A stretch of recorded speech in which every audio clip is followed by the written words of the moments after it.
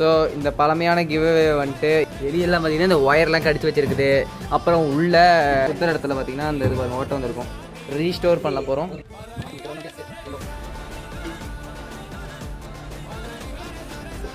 So ஃபைனலாக எல்லா ப்ராப்ளமையும் short out பண்ணியாச்சு.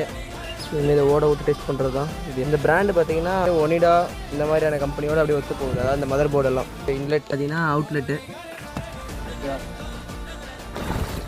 ரொம்ப நேரம் கழிச்சு பார்த்தீங்கன்னா இந்த மண்ணாக வச்சு பாக்ஸ் எல்லாத்தையும் உள்ளே போட்டுக்கலாம்.